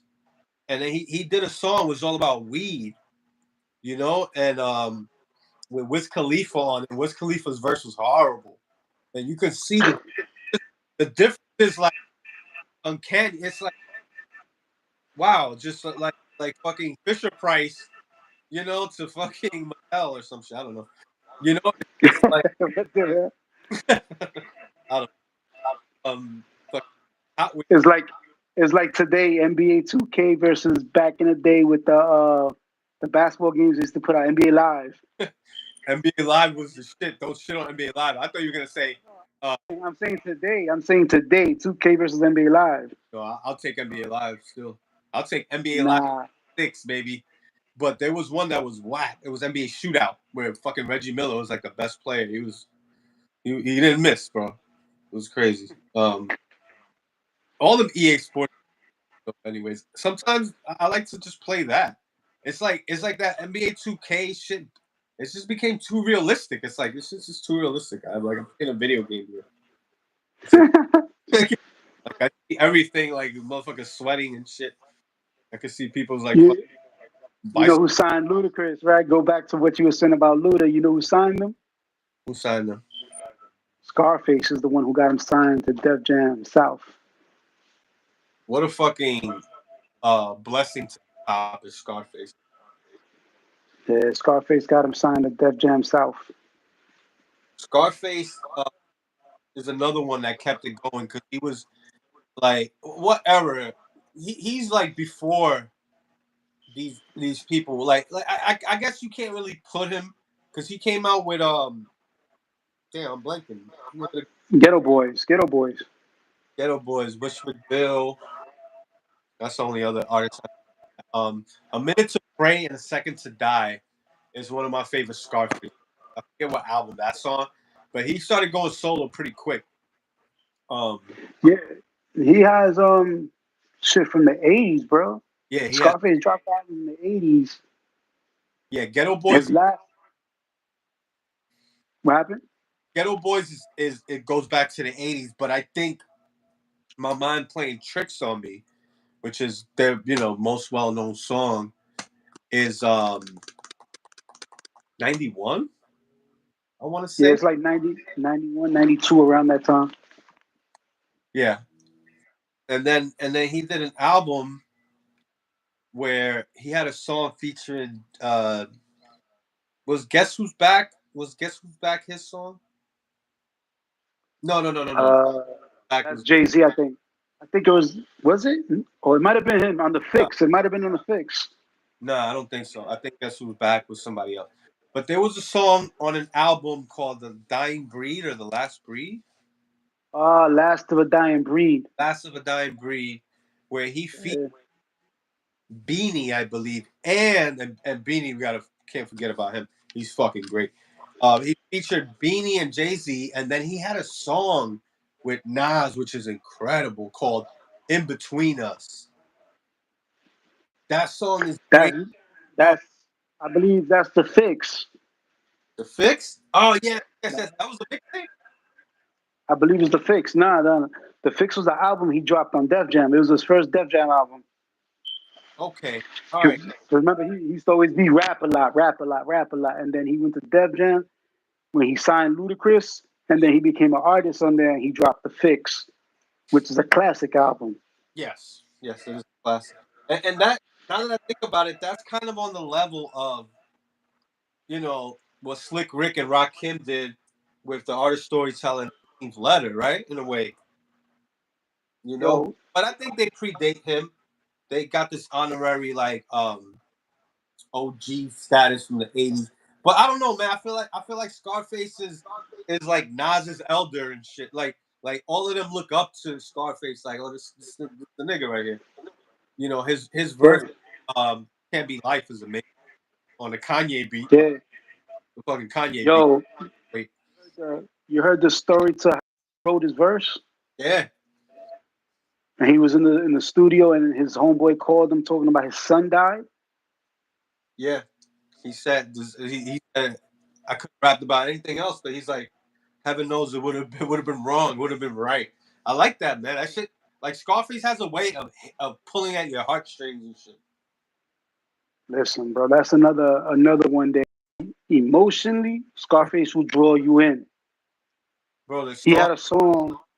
with Tupac is one of my favorite Tupac songs. That song is great. Wow, I forgot about that one. That's such a good. Listen, he got a song with Meek Mill, Jadakiss, um, Anthony Hamilton, and Akon. It's on Khaled's album. Shit. When you hear the song, Scarface is rhyming and his voice is different. This nigga said he was crying when he spit that because the story he's telling is about his homeboy who set up his other homeboy and killed him, bro. And you Wow. hear it in the song, like his voice is cracking. Do you know He's like he the name of it? I could find. um You said Khaled, Meek Mill, his Khaled's album is Meek Mill, Scarface, Jadakiss, Anthony Hamilton, and Akon. Anthony Hamilton, and Akon. How did that happen? Wow. I don't know how it happened, but I love Akon, bro. I think Akon is great. What is Akon is he's not a rapper? What is he? he's like Nate Dogg. Right. He's just this guy that like he did a song with Styles P, Locked Up. That song's great, bro. I love that fucking Brought the world Lady Gaga, bro. bro. He's doing so much for his African fucking people, bro. That dude is amazing, bro. I love Yeah, him. he's doing a lot. Yeah, He's doing a lot. But yeah, it's called damn, I forgot what it's called, but it's on DJ Khaled's album. yeah. Again, Scarface, Jadakiss, Meek Mill, Anthony Hamilton, and Akon. Speaking about Jada Scarface, they were on World War III Yeah. on the Rough Riders. Yeah, with Snoop Dogg and Jadakiss. Scarface had the best verse, and I, I would say number two was that dude from Atlanta, whoever that cat. I don't even remember his name, but they Young One. Rough Young Rider, One. Rough Rider South. They were the His name was Young One. young one, Shorty Pop a lot. That fucking verse, that shit just got me hyped. I don't know, you know. Yeah, Rough Riders had a movement. Rough Riders had a movement for a little while, and then I don't know what happened. They had a movement. Yeah, I thought I never like. I don't like Swiss Beats, man. I think he's one of the most overrated producers ever. Yeah, a lot of people gave him props for DMX first album, and he only did one beat on that first album. DMX said on Drink Champs that he didn't like a certain Swiss beat. What was that? Rough Riders anthem? He said he didn't even like that. I don't like that song. Like when That was that. I was like, okay, yeah, and then bro, that shit was just everywhere, and I was like, yo, enough. There's so many better songs. The first song on the album is the first song. Doom doom doom doom. That song is great. You know what song brings me to tears almost emotional is the convo where he's rapping like he's talking to God. He's rapping as God. Oh my God. He's like he's DMX is like another one, bro. Yo, Scarface told the story that he was with DMX somewhere, and him and DMX made him cry, bro. for real? And like DMX was talking some crazy stuff to him. Scarface said DMX don't remember the conversation, But he was like, I was there talking to this man, and this man had me crying. They I, said it was just one of them my two. boys from out here met DMX before. He said he was just in the streets of Miami, and he said fucking. He said that he actually chilled with him. You know, like he spent time with my boy because my boy's from New York. Click, he's from the BX, and he was like, "Yo, this guy was there smoking a blunt, we chilling. He's talking, and you know, he's just, you know, it was like it was just hanging out like they knew each other forever." Um, that when he died, when I heard of his death, it affected me in a way weird because I started thinking about his life, you know, because you know you saw him on drug camps, and I realized that he became addicted to drugs as a kid before his mind was fully developed, you know, and that's a sad story, man. And you know, he just he had a way of getting to me, getting to people. Like, Slippin' is that's on his second album. This man dropped two. He went flat the same year, two different. When he finished Blood of My Blood, no, Flesh of my flesh, blood of my blood. Dark. What is it called? His first album Is dark and hell is hot. is Dark and Hell is Hot. Fucking fire out.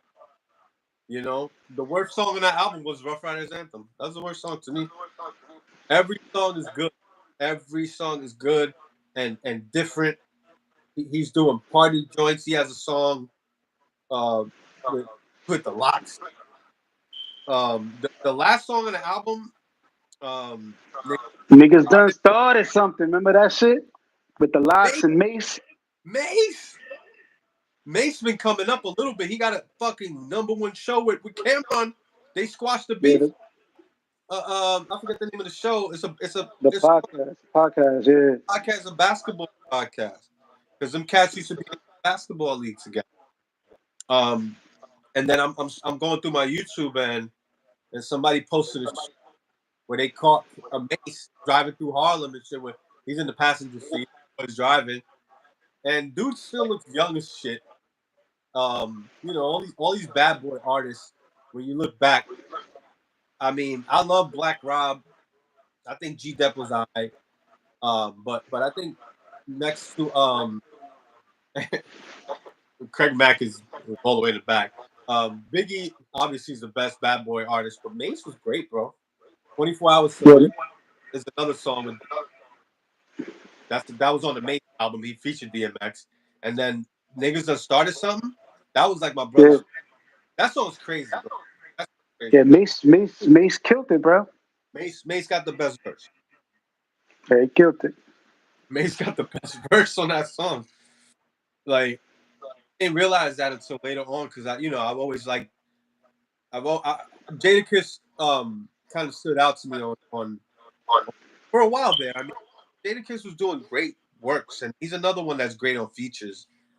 You know, he's Yeah, has he has some good stuff. I, I never heard a whack Jadakiss verse. Never, never, never. I like his verse on um song with Raekwon. It's Reflection Eternal. The Reflection Eternal Part Two album where it's Raekwon, Jadakiss, and Talib Kweli, and I think it's New York or some shit. It's like a New York song. And Isaac is a great producer too. Um, where he kills it.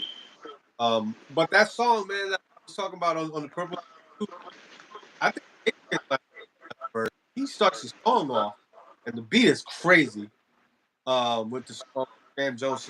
I don't remember the name of that, but Mate, like I never liked his style. You know, that's not my type of shit.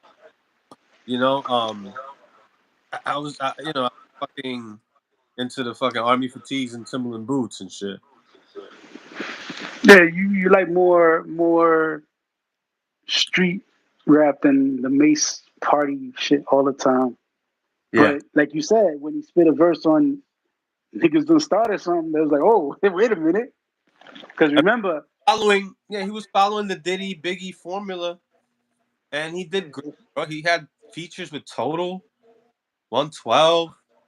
You know, he had great. His first album is actually pretty fucking good. There's a song, "Why You Always Looking at Me." Why uh, girl looking at. He was just different. I have a friend he's not like a hip hop head like us. You know, Puerto Rican dude, New York City, BX in Queens, and like he's the type that liked Rough Riders Anthem. Like he fucking loved that song, and I was right. like, better songs, man. And that's his shit. He liked Mace. He has a certain style. He was flashy, pretty boy. Um, it's like that's good. Whatever people are into. That's why all this shit is objective. It's subjective, anyways. Like we're talking about our favorite artists, but Hmm. we're trying to use objective um criterias, to try to say, Right. okay, this and that and decent, but going back to because the dude is, I don't even know how old. In 2019, he dropped an album, and the only song I remember is a song called "Steer." That was great. Oh, you talking about Face? Face, yes. You know the song "Steer"? I know that album. That album is crazy. It's a good It's album. called, yeah, it's called, What was it? damn, what the name of the Scarface album? It's good, man. My boy told me about it, and I was like, "What? I didn't even hear about this." Because I'm out Deeply of New York. Rooted. Deeply Rooted. Yes, deeply rooted. I That's the name of it. on the one song that stood out Yeah. was a song called "Steer," and it was just so Yeah. good. This cat is rapping like, yo, he's just never fell off. No. He's so good. It's like, wow, bro, he has to be mentioned up there. And I hate that I don't even know where to put him, bro. Like I don't know where to put him in my fucking, because I never bought a Scarface album. Never bought it. For real? Nah. I just always had like, when like download songs. And one of my favorite hip hop songs of all time is a Marvin Gaye sample. One of my favorite songs of all time. But I mentioned it earlier. Song by Scarface. It was his first solo album, and I think this was not Uh-huh. "A Minute to Pray and a Second to Die." And there's a video for it. Great, and it's a Marvin sample that goes da da da da da da da da da da da da da da. So good, bro. That's my You favorite gotta. songs of all time. Like if I was to make a mixtape, I used to do this shit all the time, and it's hard to kind of get the right genres, the right rappers together, and make a good mixtape. I used to kind of that. Like I'm not gonna throw Mace and then throw fucking MLP and shit.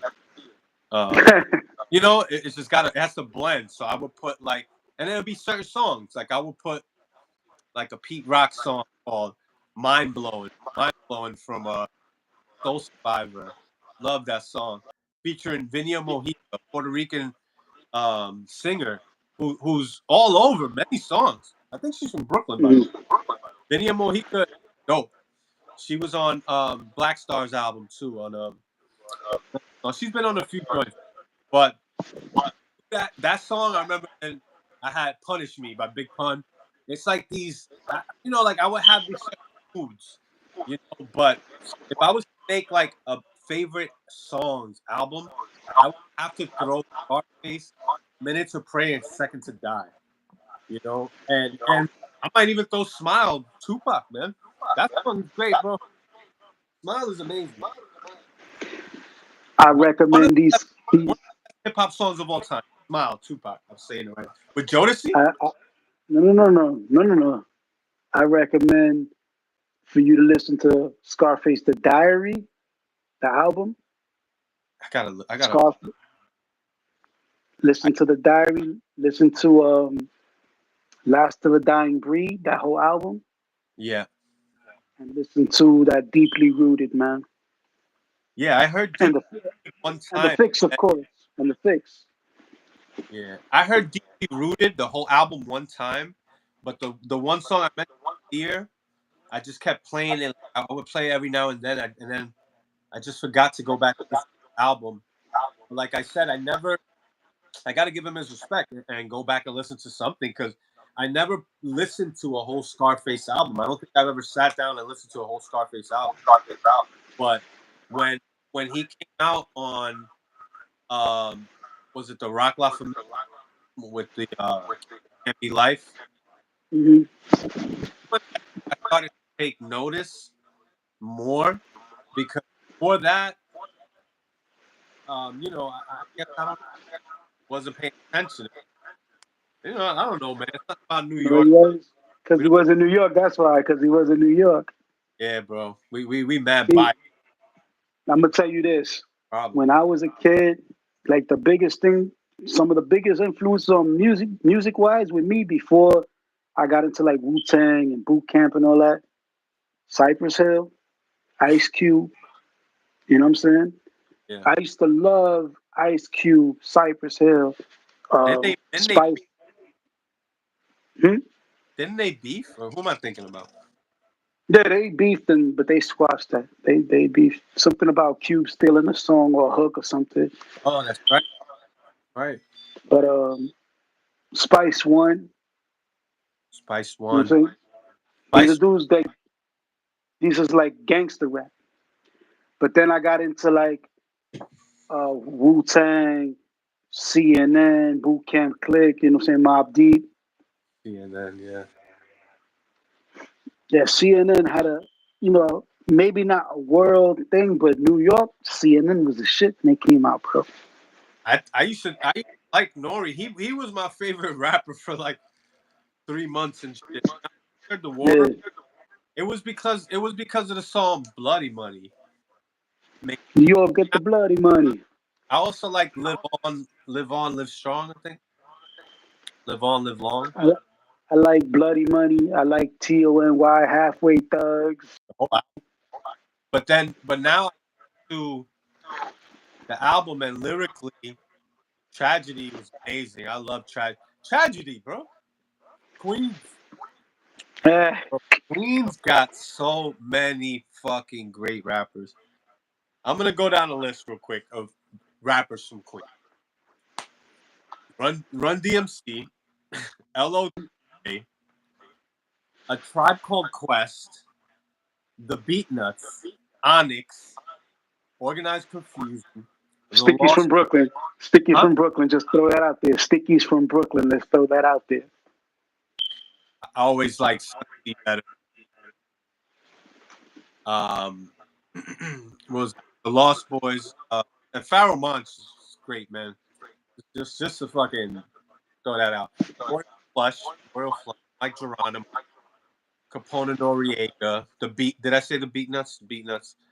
Yeah, Um, he's Dominican. I know half of them is Dominican. I know you got to keep saying that. Tragedy Gaddafi, Mega, Nas, Yo, Screwball, Queensbridge alone got so many rappers. crazy. And I'm missing Ali Vegas, Action Bronson. Um, I'm missing a lot. A plus, no A plus from Hempstead. It's. I think we got to take Hempstead. That's Queens, man. I got to take Rock Marciano A plus. Nah, nah. Long Island is got they got their own shit. But MC Search. I guess you could throw MC Search in there. Shit, whatever. What's the name of that group? The Black Sheep. You Um, say MC Search? what was the name of his group? What group was he in? Third base. Third Base. Black Sheep. Yeah, he's that's Far Rockaway. Sauce Money. Um, Source Money, nah, he's from Marcy. he's from Hollis. Nah, he's from Marcy. Nah, Sauce Money's from Hollis, Queens. That's why we hear a song on Reasonable Doubt. I forget the name of that song. It's like the one of the last songs on the album. The song before the song Regret. But he's like from Hollis, to Brooklyn. Sauce Money's from Hollis for sure. I'll give it to you. I'll give it to Yeah, you. oh, he's Hollis, Queens. I'm Okay, missing I'm not sure. I'll give it to you. 50 Cent. 50 Cent, Ja Rule, Nicki Minaj, just to throw more people out there. Craig G, Cool G Rap, um, MC Stan, and Marley Marl. Just to throw producers. He's one of the best, Marley Marl. Uh, but Deep Havoc, um, what's this guy? Baby Sham, from Flintstone. I'm just thinking about Queens now. I said Nature, Big Noid. Lloyd. There's so many cats that came out of Queens alone. Like I remember buying the Screwball album. That's another group right there. That's MOP Onyx Screwball. There you go. Perfect. They're hardcore shit. They're fucking crazy. They had a song called "Who Shot Rudy." I think that these cats Yeah, was like that made the news. Like they talk about threatening. It's pretty much like they're threatening the mayor. yeah, I remember that. Now Screwball. let's go down. Screwball's album, Hostile, I believe it was the album. They have Hostile was one of the rappers. I like what's his name? Kai, I believe his name is Kai. Yeah, his name. But he was on that song on the real. All you crab niggas know the deal. I love that song, by the way. That's Havoc, Nas, Cormega, and one of the cats from Schoolboy. That was my favorite rapper from Schoolboy. I can't remember his name. KL was dope. He had the best verse um on the real. On the real was like I used to get all these fucking unreleased Nas songs, bro. And Cormega. Cormega became my favorite rapper for a little while there too. Um, there was an album called. It was a street. It was produced by Hot Day. That's one of the Queensbridge DJs. He's like a hood DJ. Hot Day. He made a Best of Cormega album, and it had On the Real, which is Nas, Havoc, Cormega, and KL had the best verse. Where the one line I remember, he was like, "Over the snare drum, we reproduce like cum." And Nas' verse was like the wackest. But if you listen to Screwball's first album, they have songs. They have Prodigy, Nature, Triple Fate was on it, Capone was on it. The album was crazy. Like the features were insane, and then the production. We talk about Illmatic with the fucking all star producers. He had Pete Rock. He had DJ Premier. They had all types of dope shit. One of my favorite songs was a song that they featured Nature on it. Nature's fucking very underrated. By the way, I love Nature. Yeah, at one time they were saying who had the best verse on Banned from TV, and some people said Nature did. Yeah. Band from I'm TV. not. I'm not one of those people, but you know. I like Nature. I think he did great on the Firm album. I think he kept up with Cannabis because I don't think I think Nas wrote a verse for Mhm. what's the name of that song? Desperados. I think I remember hearing somewhere that Nas wrote a verse and then he just didn't want to put it out and it was presumed that it was because he heard Cannabis's verse. Like Mhm. Cannabis had Beats from the East is great, but I think about the verse on Desperados and I'm like that verse with Nori's verse on I'm Leaving because Nori was on fire. Um, that's Nori Yo, Dre beat, by the way. Did you hear that story about how that came out? Yeah, yeah. Can remind me though. When he was telling Tragedy that verse, and Tragedy like that shit is whack. God. So he went Flew out. to L- They say it again. I think I remember he said he flew to LA and he's like in the studio with Dr. Dre. Said, yo, you got something for this? And he said, yo, Nori know this, and Nori, and Jay Uh, was like, that's it. He said after he did that, he told Tragedy, you said that shit was whack, didn't you? He said Dre said that's it right there. Dre got a ear for shit. Dre is just he's in a lane of his own. You know, I don't even know when we talk about best producers because like he's on the West Coast and I'm mad biased. You know, I just never really fucked with him like that. I mean, of course, the Chronic was amazing, so I heard that, but Sonic, Doggy Style, yeah, dog stuff. two, And 2001. did 2001 was serious too. California Love? Did he do that beat? He Say probably again? he did California Love with Tupac, right? He did that beat. Did the beat, but he did not write those lyrics. Oh, Just to throw that out there. who wrote it? Some dude named Jay Flex. Oh shit. Okay. Dre not a writer, bro. He don't rap. No, I know. I know. I remember. There's a song called "The Watcher" where Jay Z wrote that verse. Yeah, just like Still Dre. Jay Z wrote the whole song, Dre and Snoop's part. Wow, I didn't know he He wrote. wrote that whole. Yeah, he wrote the whole part because Snoop was talking about he heard it and he was like, "Oh, that's where I come in," because Jay Z was spitting it. He said that shit sounds like it's my part.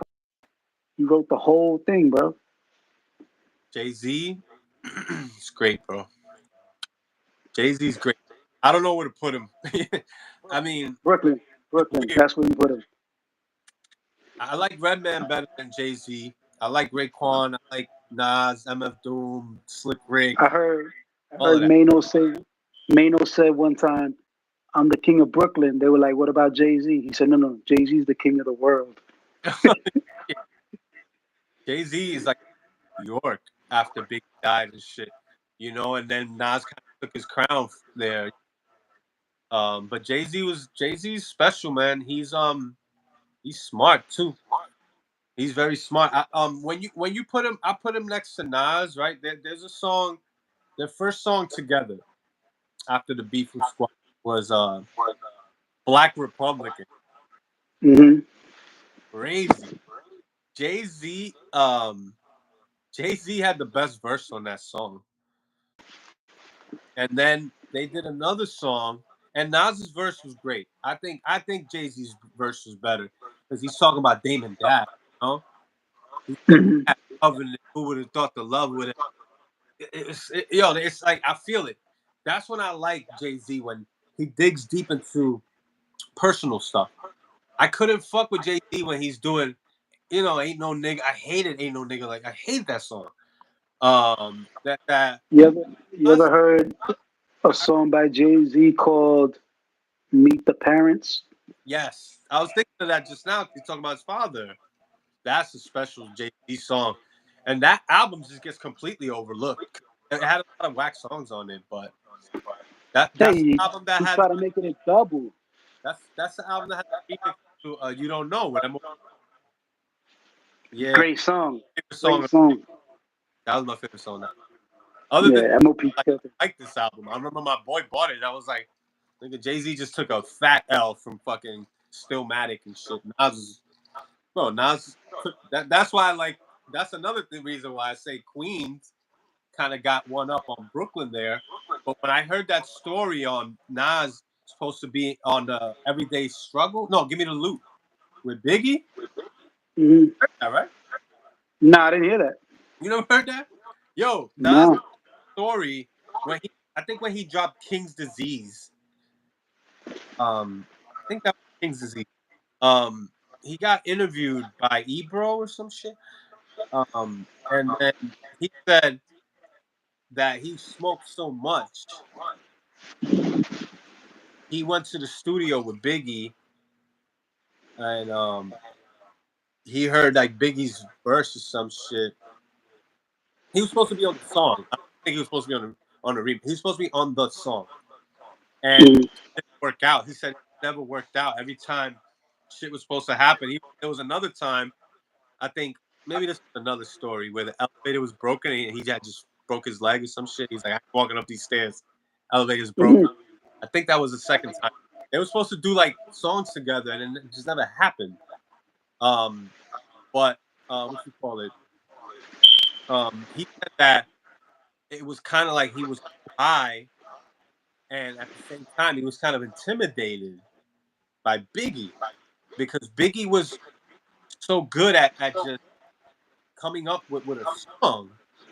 Just like he had the delivery, the authority, and Nas doesn't really have. Nas is his strength is, and kind of like that that dope, like intellectual, just more than style. Nas can't do it. When you hear Story to Tell, Niggas Bleed is one of my favorite Biggie songs. Crazy story. Where he's talking about shit like kind of Ghostface does way too. And they'll just mention like random off the wall shit, you know. Uh, to kind of like add more details to the story, like one black, one Jew, you know, the double part behind He, like all these he things. said, hit Maxie Priest in the chest. That song is great. I love the way like the beat builds up at the end, and it's just like nah, nah. It's like the whole feel to that song, and he went perfect. Album. Whole album was theatrical, bro. That whole album, you hear the rain falling. That That- shit is crazy, bro. I didn't buy that album right away. I dubbed it. Like I said, my fucking my money was limited at that time, so I bought Wu Tang's album because I think it came out around the same time, and they both had double CDs. And Wu Tang Yeah. Forever, though the Wu Tang Forever album is crazy. That album's nuts. Every song is great except for the Taquita song. Song is even good, and Black Shampoo with You Got is kind of weird, but you know, Black Shampoo. Um, was You Got the worst Wu Tang member? Was Either he way, what? You Got was the worst Wu Tang member, right? In my opinion, yes. Yeah, but to be fair to him, in a group of fucking superheroes, bro. yeah. I mean, he stood out on Cher Cher Lagos. Yeah, It, and the Mr. Chess boxing, he did his thing on the Mr. Chess boxing, bro. He did his thing on that. yeah. Oh, I'm gonna give it. Oh God, Yeah. yeah. There's certain songs and his voice too. It's like, oh, you know what he was good on? What's that song, man? Shit. He was good on Knuckleheads too. On the Wu Tang Forever, it's like that song. Dun, dun, dun, when you dun, dun, dun. I I love that think song. I think on that album it was hard for anybody not to shine. RZA just came through. His beats was crazy. Their rhymes was on point. Man, Niggas that's when Matt Dilla still, became one of my favorite rappers because he had a whole song to himself. Deadly Melody is crazy, bro. bro, still, you know what I'm saying, sharp and steel. When you got all them niggas around you that can rhyme like that, come on, that's Have had I think he had the best verse on Glaciers of Ice. That shit was crazy. And he then killed that. he was also it's hard to what RZA did on Wu Gambinos was crazy. Sometimes RZA would come out and rap like that. RZA's verse on Wu Gambinos is crazy. Holy shit. Hey, where do you hold Purple Tape? Well, let me put it like this. What's your favorite solo Wu Tang album? Purple Tape, Liquid Swords, then Purple Tape. For you? Yeah, Liquid Swords is fucking amazing, man. That shit is like a comic book. I like Liquid Swords, but it's my second favorite compared to Purple Tape. Purple Tape was great, man. Purple Tape was great. But there's something about the end of that album for me, besides the North Star song. I love the North Star song, by the way. Great. That Barry White sample is fucking amazing. Just the way Raekwon comes in, the way the whole song starts where Papa Wu's like, "What's up, man?" That song is great.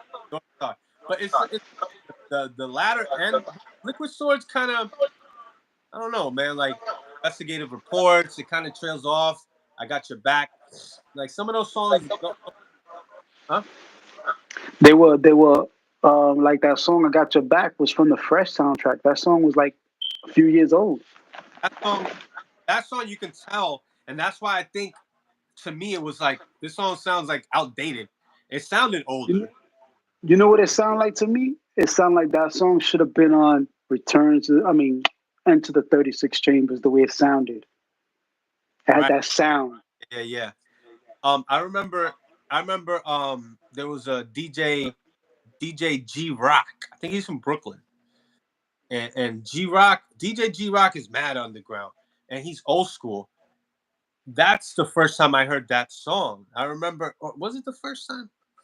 I don't know if it was the first time I heard it, but I remember there was a mixtape with a bunch of like old school shit, like right around that time. What's that? 94? What's Liquid Swords? Liquid Swords 95, but I Got Your Back might have been 93, 94. Yeah. And 94, I Got Your Back was already out, and one Spit Gems, the rapper dude, Spit Gems, lent that shit to my brother, G Rock, DJ G Rock, so underground, and he had I Got Your Back on there. That shit has so many like underground songs. I think it had like um what's that group? Bushwick Babies? That group? Bush Remember Babies. Bush Babies. Bush Babies. I love that song by the way. That song right there, Remember We, that's like that like I remember finding that song again and remembering like this shit made me fall in love. Like it was just such a dope video, and then he's talking about like one of the verses the dude's talking about like not having clothes, people making fun of him, and it's just like as a young kid, I'm like, that shit just kind of just stood out to me. That was the golden era, bro. Like I mean, that's when you had like Royal Flush, you know, you have fucking everybody was dropping fucking dope ass I songs. Stop Medallions. He dissed Biggie on what was it? What's the name of that song? Worldwide, worldwide. Wherever beef is starting, keep your mind on Queens when the dogs start barking. He, Speaking of Big, did you know Big E was gonna be on the Top of New York remix? TONY. I know he loved Capone. I know that, but I didn't know that. Yeah, he wanted to be on TONY remix. He told him, "I'm gonna be on that shit. I'm telling you now. I'm dropping a verse to that." But it never happened. Capone, Capone's verse on TLNY is great. I did it for the love of cash, y'all. I love it. Yeah, he had that straight New York Barizana. that's that's how you say. You don't say Barizano. You say Barizana. That's Uh, that New York shit. I love his verse on Black Gangsters. That's like the last song on is that the last song on the album? It might be before like the remix to what's the name of that? Closer? Did they have a song called Closer? Yeah, I they like had a song for Closer, and then there was I, a video. I think they did a remix. Some versions of the War Report. They yeah, also had because yeah. the one I had it when it first came out. It didn't have Thug Paradise on it. Right. Look, And LA some people. whack beat that went bam bam bam bam. I didn't like that beat. Well, that was the original beat because New York was on that beat. So when they did it originally, it was on that beat. But then Marley Marl remixed it. Molly Marl, kid. Oh my god, that beat is crazy. Prodigy was supposed to be on that song, right? Yeah, he ended up taking his verse off and putting it on. I think it was Live Nigga Rap Oh, okay. on on the Nas joint. Oh, they Yeah, got rap right there. But I remember when I found, oh, when I first heard the War Report, I was like, yo, what? Havoc, like Havoc did production, Tragedy did production on there. Tragedy Gaddafi, man. I don't even think I mentioned it when we were talking about all this shit. yeah. Um, You meant he doesn't get the props he deserves. You mentioned for a little bit. Yeah, Tragedy, bro. I've heard songs like on J Love albums where he'll produce shit like for Tragedy. I forget the one song I fucking like. I would buy mixtapes. There was like few DJs that I would buy. Um, J Love was just one of the dudes. Like, he would do beats, because he didn't just do mixtapes. He would do the beat. So he did the beat for a Tragedy song when Tragedy was like already like dissing Capone, and it was just so good, man. And over the years, he dropped an album with Killer Priest. Um, who else was on that? Black Market Militia. That Yeah, I think it was. I believe what's his name, Hellraiser. I believe he was part of that. Razor. Oh man. Brooklyn, by the way. Brooklyn, by the way. Killer Yeah, Priest, Brooklyn, by the way. I love Hellraiser. I think Hellraiser. He dropped a solo album that was great, bro. Where he did a song with Talib Kweli and MF Doom. The shit was insane. MF Doom's verses. MF Doom kills everything, bro. I've never heard a whack verse from MF Doom, bro. And he's a For real. funny dude, bro. On like like on that song with Hellraiser, he says he just says funny shit. He says like I always kept a dog with a wood leg and shit. Like what the fuck? He's just saying stupid shit. What are you talking about? He says he says Doom. He says the mild mannered go crazy like a wild Spaniard on a show out. Vaughn, the one that tricked it on. Why stick it if you got to slip a slicker on Victor Vaughn? Because he also goes by the name Victor Vaughn. Victor Von Doom. Yeah.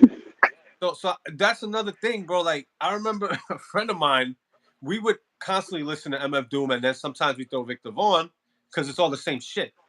And it was like years later he didn't realize it's the same dude because he takes on a different like persona, and he gets a little more flashy and lyrical with Victor Vaughn. It's like he gets more clean bars and clean cut. On MF Doom shit, he gets crazy, bro. It's like, and then he produces his own shit. Like MF Doom You produced know, his own song. He produced Operation Doomsday. That album, by the way, Operation Doomsday, 1999, is a fucking hip hop classic. Bro. That dude was you, a group called KMD, and he's one of the. I think he's one of the only, if well, not maybe not the only one, but one of the few groups that it was a group where it was brothers in the group. His brother Sub Rock was in the group. They were signed to Electra Records, and they done shit um with Third Base. It was on the Gas Face. MF Doom was on the Gas Face remix. as when as you said when you said that he has like two different styles with these two different people, it reminds me of Deck with Wu Tang, and then Deck with Czarface. There It's you go. two different type of MCs. Deck Yo, is super sharp with the speaking Wu of Tang. Deck to Deck, I can't believe the album's Czarface with MF Doom. Yeah, yeah, Oh my yeah. god, Bomb Threat is amazing, bro. I love that song, Bomb Threat. Yo, who's the producer? Fuck, who's That I don't know. the other guy on Czarface? The producer, the white guy. He's dope, man. Seven. What's his name? Seven something. Hell, some shit. Yeah, that's what I It was saying, might. bro. And he could spit. He's pretty good at rapping too. But his production. I think he's from Long Island too. Which Doom. By the way, MF Doom is from Long Island. Long Island has some great rappers too. Um, Yeah. Rakim, Chuck D. You know what I'm saying? MF Doom also goes by the persona King Ghidorah, which is a which is old fucking Japanese villain that used to fight Godzilla and shit. He was a three-headed monster, King Ghidorah, and he did this album called "Take Me to Your Leader," and it's just a crazy fucking album, bro. It's like you got to hear this album. But he's smart because this is how he would avoid record label getting in his pocket. He would change his name too. That shit's actually smart to do because the labels will sign MF Doom, but you ain't signed Victor Vaughn. That's a whole nother fucking motherfucker. So Right, right. and then he'll charge people to be on his album. If you hear King Ghidorah, he's only on like 4 songs, 5 songs. And then the album has like 12 songs. He's like on 5 songs. And he'll get his boys on there and he'll produce it. His fucking ear for beats is crazy. And then I guess that he'll get money that way too from his boys and he'll just throw it on the album. Um Crazy shit, bro. Like the dude is MF Doom state hip hop for me, bro. There was a time when Laffy Taffy and all that shit was, there was a lot of whack shit coming out. Right. I stopped listening to hip hop and I was like literally like listening to like fucking Groove Theory and Sade and shit. And I was digging in the crates. I was listening to like Isaac Hayes, James Brown, buying the Family Stone. I was buying like old ass shit and getting into funk, psychedelic funk, and you know, um, soul music or whatever. And like here's a good soundtrack, Dead Presidents. That's a great soundtrack. Isaac Hayes, Yeah. a lot of Family Stones, James Brown, Curtis Mayfield, great shit. Which this is not hip hop, but still, a lot of fucking hip hop. The producers sample these cats. I think Isaac Hayes, um, what's that shit? Walk On By is the most like produced and sampled song of hip hop history, bro. Walk On By. And that other joint, what's that joint? Talk about sitting by the dock of the bay. That shit Oh, too. A lot of niggas use that. Otis Redding's great. But yo, my brother, look, I loved it, but I got something I gotta head to. Yeah, You know what I'm saying? yeah, bro. We It's went from beautiful. Yeah, yeah, yeah. It's good, bro. beautiful. Love the conversation. You know what I'm saying? We took it somewhere else than where we'd usually be talking about. You know what I mean? Yeah, we need to do. Uh, I'm gonna put Samuel TV. I guess. I mean, I don't know. Maybe not. I hey, feel, well, do what you do. You know what I'm saying? Whatever you want to do. You must send me my residuals. I'm just yeah, fucking with you. bro. They fucking demonetized me. For real? Yeah, when you watch my videos, do you get ads that come on? No, no, no. Not that Yeah, I know of. they can't do that because they're not paying me right now, bro. They said I gotta make my own website and connect it to the YouTube page. I asked Vocab Malone. I was like, do they make you do that? And he was like, no, I don't have to do that. I was like, what the fuck? I gotta make my own website. I don't know, but yeah, do what you gotta do, bro. I appreciate the conversation. This shit was great. We didn't get to everything we wanted to get to, but it's all good. Maybe we continue it. Maybe we could do it with DJ Fat Kid because he's very knowledgeable too. All right, no doubt. Whatever you want to set up whenever you can, then Yeah, I'm down. sounds Whenever we can do it. You know what I'm saying? all right, bro. I love you, brother. Uh, I really like you too, man. Peace. Love you, man. Take care. Thanks. Love you too. Peace. Yeah, man. All right, man. Well, I'm gonna close it off then. Um, this was a great conversation, man. We didn't get that many people on because this is my second channel. This is my backup channel, just in case they cancel or suspend San Miguel TV, which they already gave me like a strike or two. I got this as a backup. I should start fucking uploading all those videos that I got on San Miguel TV just to do it, just for the fuck of it. But and to save it too, because I don't know what they're gonna do. But if you don't know, I have a a main channel called San Miguel TV. This is San Miguel TV Radio. I talk about different shit on San Miguel TV.